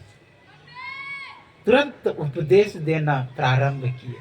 कोई मंगलाचरण नहीं, मंगलाचरण में समय लगता है। समझ गया सुखदेव आचार्य कि अभी लोहा गर्म है, अभी हथौड़ा मारने से विशेष काम करेगा। तुरंत कहता जीता सनो जित सांसो जित संग जितेंद्रिया स्थूल भगवतो रूपम। कहा पहले आसन को जीतो। तुरंत उपदेश, और कुछ नहीं वहां पर है। आगे जाके मंगलाचरण किया सुखदेव मुनि, पहले उपदेश। कहा जीता सुनो, आसन को जीतो, जित सांसो सांस को जीतो, जित संग जितेंद्रिया इंद्रियों को जीतो। बहुत सुंदर ये ध्यान की स्थिति को बताया। फिर स्थूल भगवान के रूप का ध्यान करो। आप लोग जानते हैं आसन के विषय में, सम आसन आसीना समकायो यथा सुखम हत्सा उत्संग आघाय सोना सागरे कृत्य क्षणा। कहा पहले आसन सीधा होना चाहिए। यम नियम में एक अंग आसन भी है। ब्रह्म सूत्र में भी आया आसन्ना। आसन, आसन के विषय में बहुत जगह पर आया। तन की कमान सूरत का रोदा शब्द बांध लेता ना है, शरीर को सीधा करके बैठने के लिए। गीता में भगवान कृष्ण ने कहा समम काय सिरो गिरवम धारियन नचलम स्थिरा सांप्रेक्ष नासिकाग्रम स्वदिशां स्वनवलोकयन। कहा समम काय, यानी काय यानी शरीर, समम काय सिर ये कहते हैं, गर्दन इसको कहते हैं। समम काय सिरो गिरवम धारियन नचलम, शरीर को सीधा करके बैठ जाए। स्वदिशा चल, अन्य दिशा को छोड़ते हुए नासाग्र में देखा। ये नासाग्र क्या है, जहां देखने के लिए संकेत कर रहे हैं सुखदेव मुनि। विशेष रूप से नासाग्र लोग नाक के आगे समझ लेता है, लेकिन नाक के आगे नहीं है। अनेक संप्रदाय में आज जाएंगे, सब विशेष नाक के नोक के आगे कहता है। मैं बहुतों से मिला,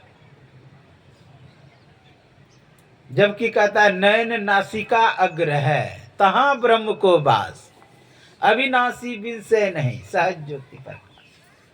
नयन का जो नासिका है, ये नहीं, नाक के दोनों, आंख के दोनों बीच में नयन नासिका, नयन नासिका अग्र है।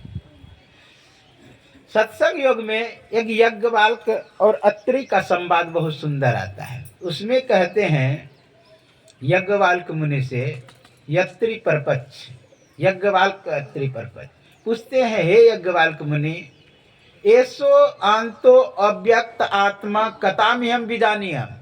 अनंत अव्यक्त आत्मा जो है कैसे मैं जानूं।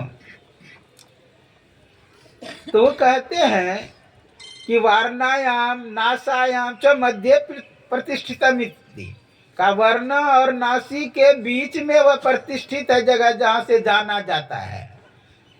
तो फिर अत्रि मुनि कहते हैं काव्य वर्ण काव्य नासी, क्या है वर्ण क्या है नासी, मुझे कुछ समझ में नहीं आ रहा है।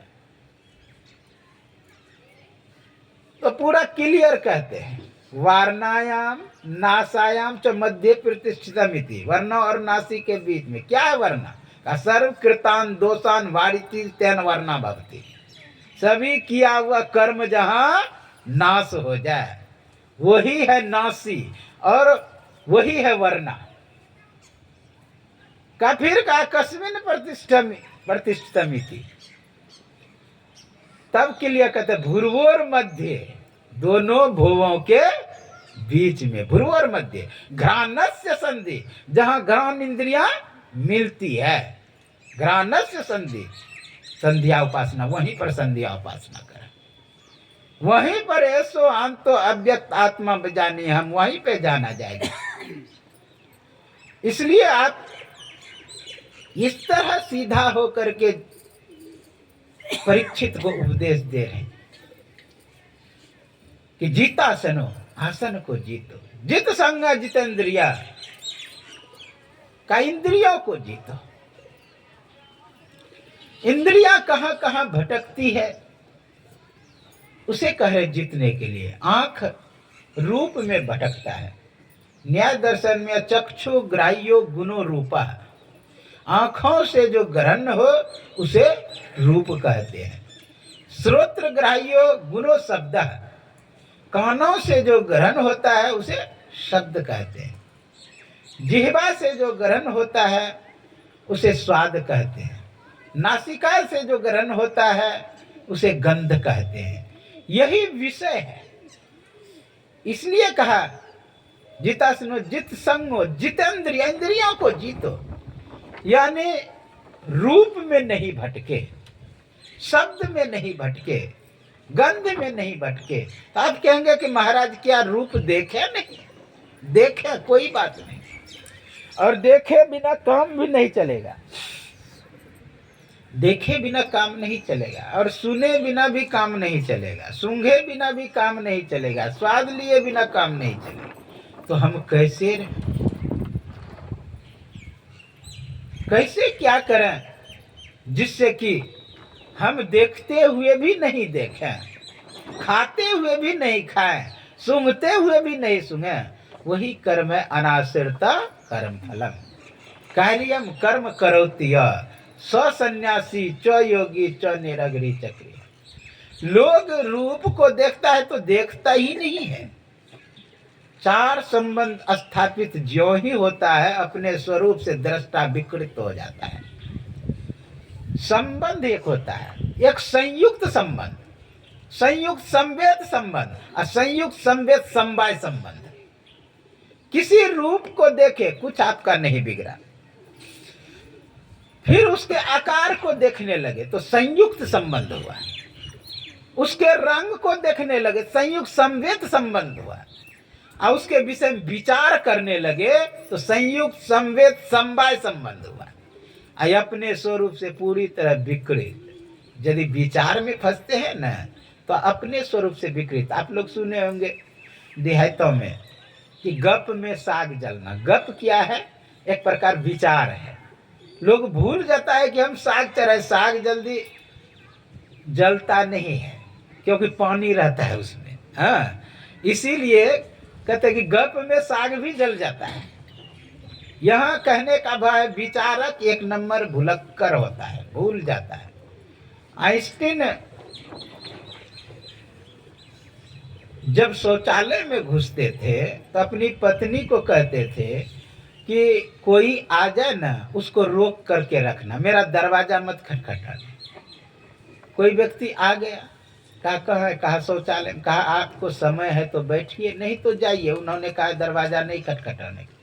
1 घंटा हो गया, 2 घंटा हो गया, 3 घंटा हो गया अंधेरे में। तो वो व्यक्ति पूछता है उकता के, कर क्या रहा है शौचालय में? कहा कि वो गणित सुलझाने में लगे होंगे। यानी विचार में फंस गए होंगे। विचारक भुलक्कर होता है, पता नहीं लगता है मैं कहाँ हूं। विचारक आप लोग सुने हैं, शिव अज सुख सनकादिक नारद जय मुनि ब्रह्म विचार विशारद। विचार में फंसता है तो समाधि लग जाता है। कहते हैं जब पाणिनि भगवान शिव से सूत्र ले रहे थे, नृतावसाने नटराज राजो ननाद ढक्कम न पंचबारम उद्धर तो कामा सनकादि सिद्धा ये तद विमर्शे शिव सूत्र जालम। वो जो 14 सूत्र डमरू से निकला, वो सूत्र को ग्रहण किया पाणिनि ने, 5000 सूत्र बनाया। लेकिन बगल में सनकादि ऋषि तप कर रहे थे, वो जानते हैं 88,000 वर्ष तक समाधि में बैठ गए उस शब्द को सुन करके। विचार करें कितने बड़े विचारक होंगे वो। तो विचार में फंसता है तो समय का पता नहीं लगता है। विचारक भुलक्कर होता है। एडिसन नाम सुने हैं, एडिसन बहुत बड़े खोजकर्ता, उसने ही बल्ब आदि का खोज किया। लेकिन एक नंबर भुलक्कर। कहीं जा रहे थे, रास्ते से ट्रेन पर चढ़े, ट्रेन में टिकट कटाया, संयोग से टीटी आ गया। टीटी ने कहा कि टिकट निकालो, तो टिकट खोजने लगा झोला में, और खोजने लगा, और संयोग से वो टीटी उसका चेला रह चुका था। कहा गुरुजी मैं जानता हूँ आप बिना टिकट के नहीं चलते हैं, खैर टिकट नहीं मिल रहा है झोला में तो कोई बात नहीं। कहा अरे तुम्हारे टिकट का कौन चिंता करता, मुझे जाना का मैं ये भूल गया हूँ, टिकट में लिखा रहता है। तो ये हाल होता है विचारक का। मैं 2000 ईस्वी में दिल्ली गया था, पहले गया था, लेकिन सत्संग था दिल्ली में अखिल भारतीय। तो मुझे ये पता था केवल कि दिल्ली में सत्संग है, कहाँ है ये पता था ही नहीं। मैं दिल्ली का टिकट कटा लिया, तो पुरानी दिल्ली का दिया था टिकट। अब जब दिल्ली पहुंच गए, लोगों ने पूछा बाबा कहाँ उतरिएगा। मैं कम उम्र का उस समय था, तो कहा कहाँ उतरिएगा। मैं बोला दिल्ली उतर के, दिल्ली में ही गाड़ी चल रही है। अब तो बड़ा मुश्किल भाई कि कहाँ उतरेंगे जब दिल्ली में ही चल रहे। तो वही टिकट निकाल के देखे कि कहाँ लिखा हुआ है, कहाँ मुक्त लिखा हुआ है, पुरानी दिल्ली। उतर गए, अब पता ही नहीं कि जाना कहाँ है। स्टेशन पर ही इधर से उधर घूम रहे हैं। बाहर गए तो पोस्टर दिखाई दिया, तुरंत लिखे महरौली छतरपुर। तो गए, कहने का भाव टिकट में लिखा रहता है। विचारक एक नंबर भुलक्कर। एक बार उसके गांव में बाढ़ आया हुआ था, तो रिलीफ मिल रहा था, सब लाइन में लगे हुए थे, एडिशन भी लगा हुआ था। तो रिलीफ देने वाला एडिशन पुकार रहा है, अब वो खड़ा होकर इधर उधर देख रहा है। किसी ने कहा कि सुनाई आपको नहीं देता है, आप ही का नाम पुकार रहा है। कहा हाँ लगता है नाम सुना हुआ है, यानी जो अपना नाम भी भूल जाए। एक विचारक का नौकरी हो गया फौज में। अब फौज में परेड में कराता है, परेड बाएं मुड़, परेड दाएं मुड़, परेड पीछे मुड़। हाँ, मेजर कहता है, तो मेजर कहा परेड बाएं मुड़, सब तो मुड़ गया, और वो विचारक जस का तस खड़े रह गया। आके मेजर ने कहा तुमको सुनाई नहीं दिया? कहा सुनाई तो दिया, मैं विचार कर रहा हूँ कि बाएं क्यों मुड़ूं। अब तो माथा पर हाथ लिया मेजर कि बात किया। कहा यहाँ का नियम है, जैसा आदेश किया जाए वैसा करना पड़ता है। कहा ठीक है। फिर कहा परेड पीछे मुड़, सब तो मुड़ गया, वो विचारक जस का तस खड़े रह गया। आके फिर कहा कि फिर तुमको सुनाई नहीं दिया? कहा फिर सुनाई दिया, आपने परेड बाएं मुड़ नहीं बोल के परेड पीछे मुड़ बोल दिए। मैं वही विचार कर रहा हूँ कि बाएं मुड़ू कि पीछे मुड़ू। अब माथा पर हाथ लिया, मैं बोलूंगा इसको दुश्मन को यू शूट, तो ये कहेगा मैं विचार कर रहा हूँ क्यों मारो, तब तक मैं दुश्मने मार देगा। फिर भी आ गया है फौज में तो रखना पड़ेगा। उसको ले गया भोजनालय, भोजनालय में ले जा करके उसको रख, कहा कि एक बड़ी चावल है एक छोटी चावल, इसको अलग करना है। कह के मेजर चला गया। 1 घंटा के बाद मेजर आया, देखता है कि एक टक से चावल को देख रहा है।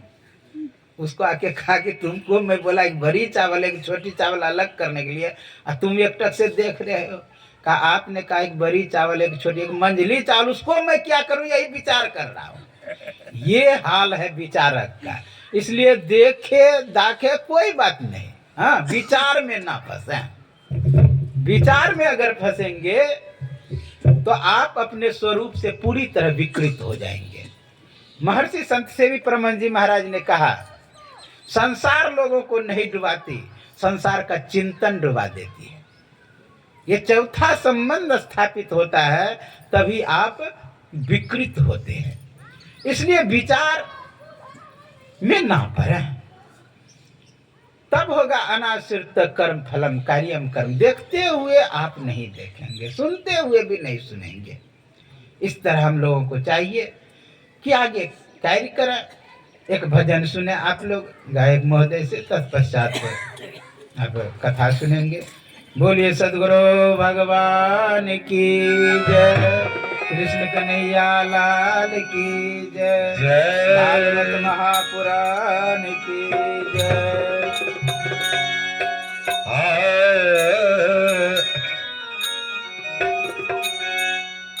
राम नाम से तूने बंदे,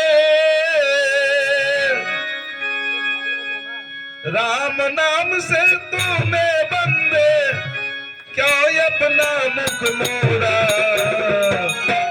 तोड़ा जाए रे समय का घोड़ा, तोड़ा जाए रे समय का घोड़ा।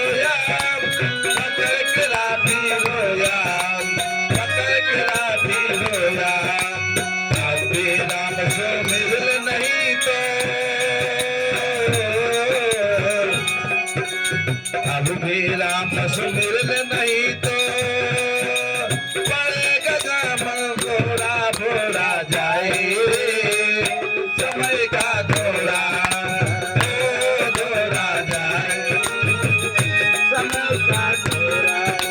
राम नाम से तूने बंदे,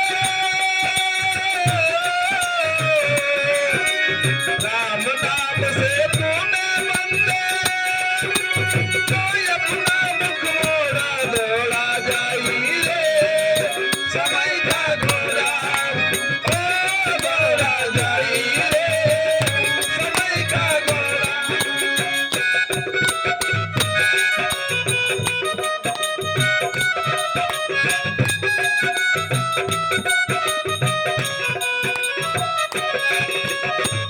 कितना बड़ा?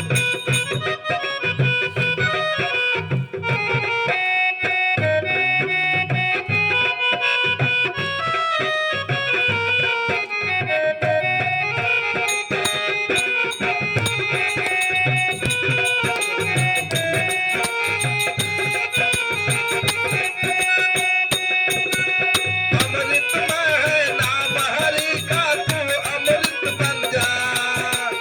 अमृतमय है नाम हरि का, तू अमृतमय बन जा।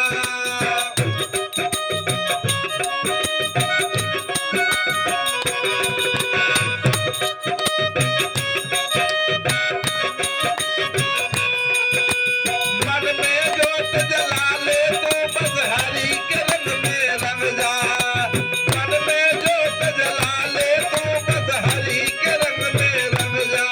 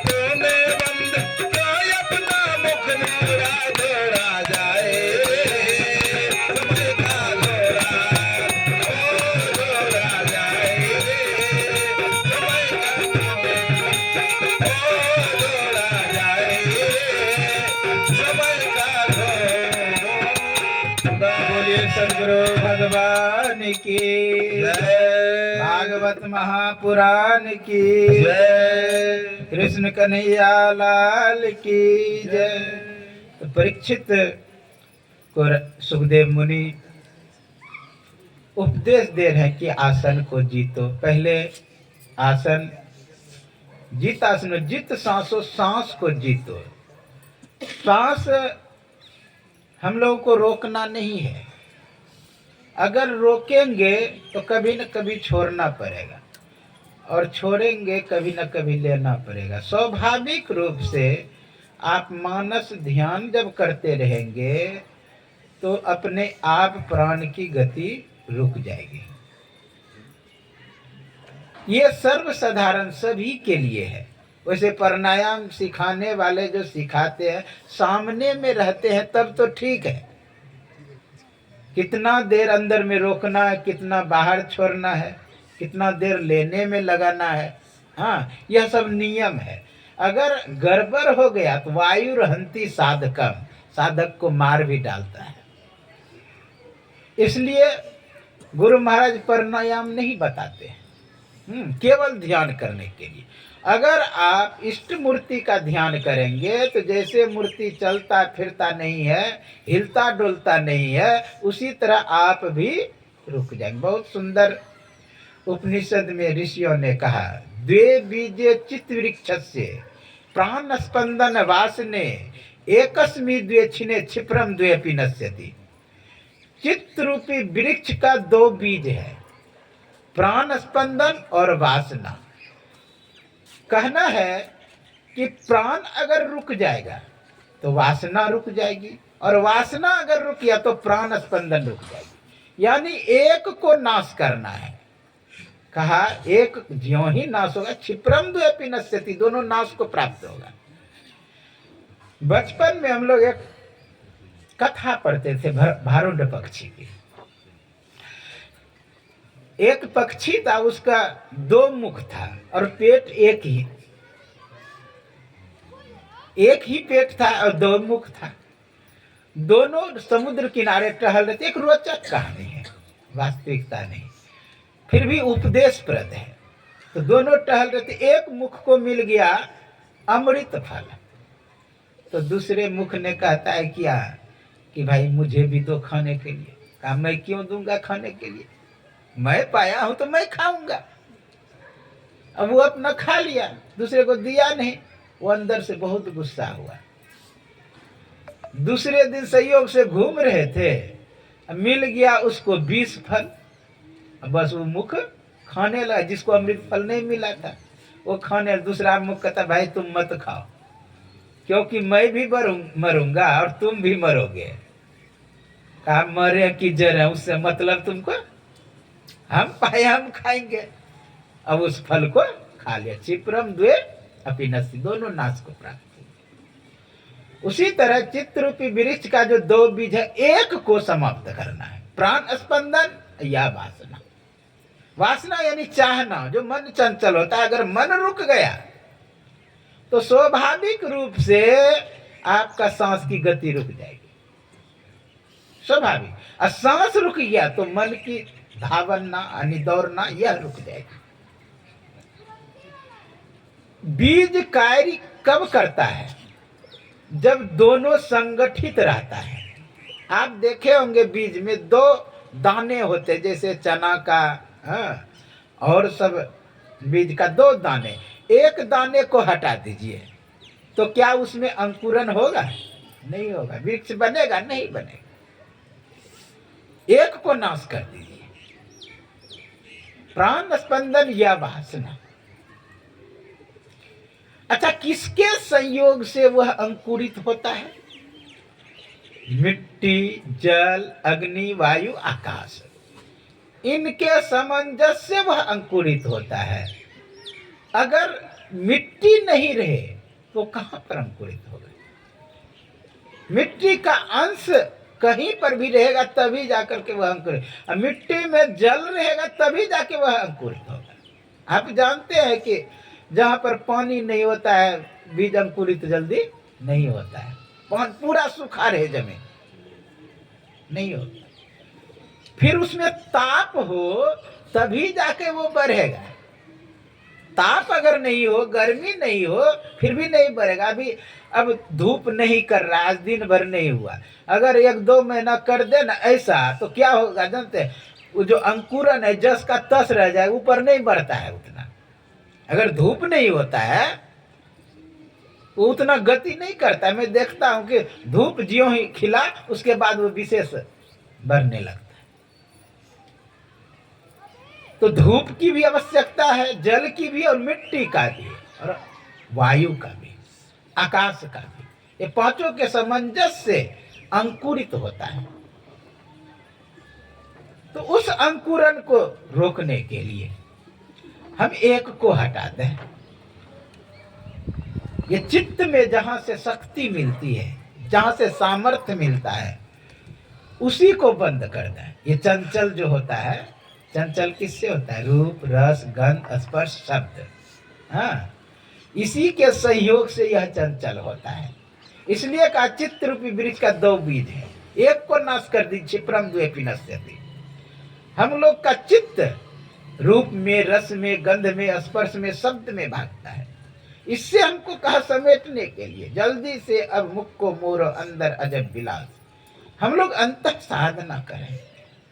जब अंदर साधना करेंगे तो अपना कल्याण होगा। गुरु महाराज बहुत सुंदर ये युक्ति बताए हैं बैठने के लिए। बैठ चुकमुकु आसन दृढ़ ध्याना। हम लोगों को जो आसन बताया, उस आसन से देर तक बैठने का अभ्यास करना। दूसरा भी आसन है, उसमें भी देर तक बैठने का अभ्यास करना। जब तक देर तक नहीं बैठेंगे, आप लोग सुने होंगे, बैठे चुत तो निकले सुत। कहने का भाव क्या है कि आप पहले बैठने के लिए सीखें। शरीर जितना सीधा करके बैठ सकते हैं, जिसको सामर्थ्य है, शक्ति है, वो बैठे उस तरह। नहीं जो बूढ़े सूढ़े हैं उसको कोई आवश्यकता नहीं है उतना सीधा करके बैठने का। केवल अंदर से सजग रहे, क्योंकि चित्त टेढ़ा मेढ़ा नहीं होता है। अच्छा, यदि किसी बात का चिंता है, आप रात भर बिछावन पे जाके घोलटते रहते, इधर से उधर, नींद नहीं आती है। चिंता से जब नींद नहीं आती है तो क्या चिंतन में नींद आ जाएगी? नहीं। अष्टावक्र कैसे ध्यान करता होगा? उसका तो 8वां में टेढ़ा था। तो जो माता को शक्ति नहीं, बूढ़े, वो केवल भगवान का स्मरण हर समय रखें। बुद्ध से पूछा कब आपने पाया? कहा जब खोजना छोड़ दिया,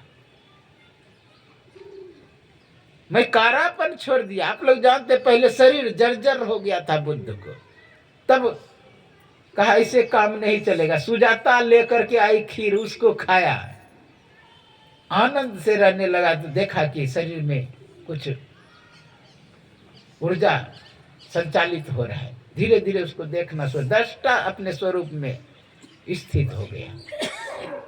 तो इस तरह हम लोग साधना को करें, मन को इधर उधर से समेट करके।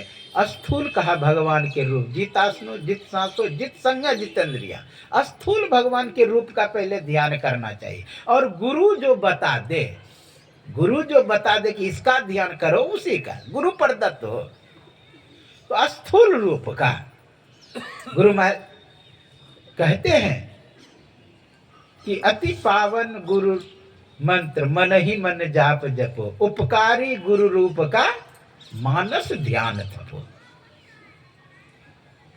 तो उपकारी गुरु रूप का मानस ध्यान बोल शास्त्रों में आया। भगवान कृष्ण कहते हैं पहले मुस्कान युक्त का ध्यान करो, फिर वहां से हटा करके आकाश में स्थिर करो। यहाँ पर पूरा व्याख्या की है सुखदेव मुनि किसके पास? राजा परीक्षित के पास, कि किस तरह ध्यान करना चाहिए। लोग कहते हैं भागवत में तो खाली कथा है, कथा नहीं है, गहराई है। लोग गहराई में जाते ही नहीं है। सब ध्यान साधना सब भरा पड़ा है। सांख्य दर्शन, न्याय दर्शन, वैशेषिक दर्शन, सब दर्शन है। जिस तरह गीता में है सर्वो उपनिषदो गावो दुग्धा गोपाल नंदन, सभी ज्ञान है इसमें। गुरु महाराज भी सत्संग योग में स्कंद 11 से निकाल के दिए हैं। ब्रह्मूर्ते उत्थाय वायुर्पस्य परिमाधवा दध्यो प्रसन्न करन मात्मानम तमसा परम। तो हम लोगों को सीधा होकर के ध्यान में बैठ जाना चाहिए, अस्थूल भगवान के रूप का ध्यान करना चाहिए, उसी से हम लोगों का कल्याण होगा। वहाँ से फिर हटा करके आकाश में गुरु जब बता दे उसके अनुसार हम लोग गति करते रहेंगे तो अपना परम कल्याण हो जाएगा। यही आपके सेवा में कहा। थोड़ी देर नाम संकीर्तन करें, तत्पश्चात हम लोग आरती गान करेंगे। कल द्वितीय स्कंद का कथा सृष्टि विषयक प्रश्न है राजा परीक्षित का, वह सुनेंगे। आगे तृतीय स्कंद में दीति का गर्भधारण प्रसंग है, जय विजय का कथा है, करदम ऋषि का चरित्र है। आप लोग समय पर आने का प्रयास करेंगे। देवहूति ध्रुव वनगमन है, यह सब प्रसंग आते रहेगा, आप लोग सुनते रहेंगे। पहले नाम संकीर्तन करें। बोलिए श्री सद्गुरु महाराज की जय।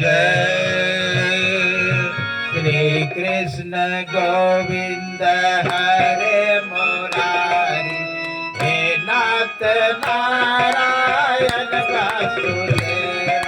श्री कृष्ण गोविंद हरे मुरारी, हे नाथ नारायण वासुदेवा।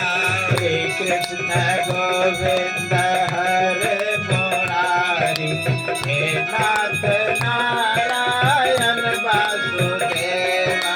श्री कृष्ण गोविंद हरे मुरारी, हे नाथ नारायण वासुदेवा। हे नाथ नारायण वासुदेवा, हे नाथ नारायण वासुदेवा। हे नाथ नारायण वासुदेवा, हे नाथ नारायण वासुदेवा। हे नाथ नारायण वासुदेवा, हे नाथ नारायण वासुदेवा। हे नाथ नारायण वासुदेवा, हे नाथ नारायण वासुदेवा। श्री कृष्ण गोविंद हरे मुरारी, हे नाथ नारायण वासुदेवा। श्री कृष्ण गोविंद हरे मुरारी, हे नाथ नारायण वासुदेवा। श्री कृष्ण गोविंद हरे मुरारी, हे नाथ नारायण वासुदेवा। श्री कृष्ण गोविंद हरे मुरारी, हे नाथ नारायण बोलिए सद्गुरु वासुदेवा। भगवान की जय।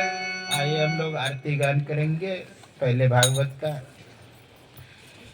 आरती अति पावन पुराण की, आरती अति पावन पुराण की। आरती अति पावन पुराण की। आरती अति पावन पुराण की। धर्म भक्ति विज्ञान खान के। धर्म भक्ति विज्ञान खान के। पुराण भागवत निर्मल, महापुराण भागवत निर्मल। सुख मुख विकलित निगम कल्प फल। सुख मुख विकलित निगम कल्प फल। परमानंद सुधार समय कल। परमानंद उदार समय काल। लीला रति रस रस निधान की। लीला रति रस रस निधान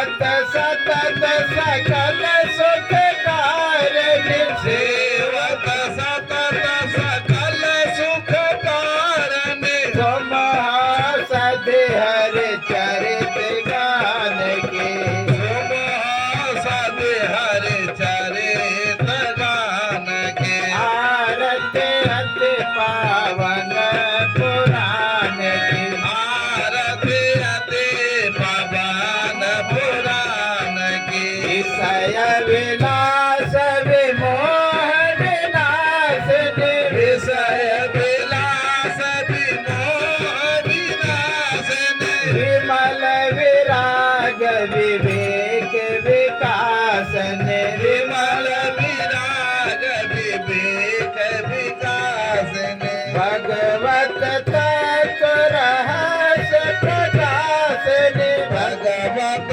तत्वर प्रकाशिनी परम ज्योति परमात्म ज्ञान के परम ज्योति परमात्म ज्ञान के आरती अति पावन पुराण की आरती अति पवन पुराण के परमहंस मुनि मन उल्लासिनी परमहंस मुनि मन उल्लासिनी रसिक हृदय रस रास विलासिनी रसिक हृदय रस रास विलासिनी मुक्ति मुक्ति रति प्रेम सुदासिनी भोक्ति मुक्ति रति प्रेम सुदासिनी कथाय किंचन प्रिय